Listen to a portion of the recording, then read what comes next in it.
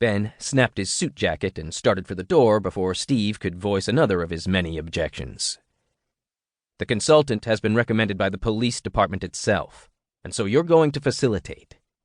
In that case, the dude must be effective. He snorted. Facilitate? Damn right. It means you hand over those notes and cooperate while we figure out who's behind these threats. Understood? His friend stopped with one hand on the doorknob and looked back at Steve with a fierce frown. If you don't, I'll have no other choice but to bench you until the situation is under control. What is that supposed to mean? If you can't cooperate with the police and your bodyguard, then you're a liability to this company. I can't have that, Nolan. We can't have that. Especially not right now. You can't be serious. This is as much my company as it is yours. But Harrison looked pretty damn serious. Shit. You seem to have forgotten we have stockholders now. It's their company, too. Do you really think I'll have any trouble voting you out if your problems threaten to cost them their investments? Steve was almost positive that Harrison wouldn't really do that, but the threat proved how seriously he was taking this. You're an asshole, Nolan muttered. But he was an asshole who was right, and Nolan was an asshole for stressing his partner out about it.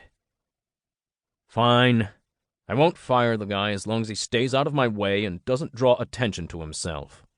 Harrison chuckled. Don't worry. I have a feeling the consultant will fit right in with your image, and everything will appear to be business as usual while the police figure this thing out. The police aren't going to figure out shit, and you know it.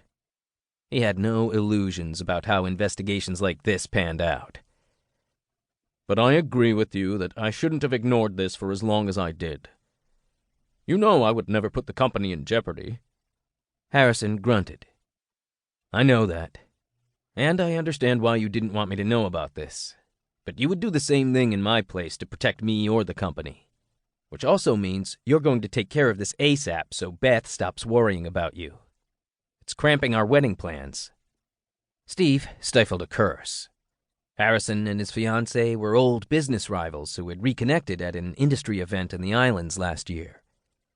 Steve had kept this ridiculousness to himself specifically so his friends wouldn't worry about him when they were supposed to be planning a wedding and wallowing in their gooey, romantic happiness. That, and because he'd already been involved in enough drama to last him a couple lifetimes. This stalker crap would only drag that up in the tabloids again and get blown way out of proportion. You just can't stand that Beth likes me better than she likes you, he teased. You're right. She does like you. That must be why she named the new puppy Stevie.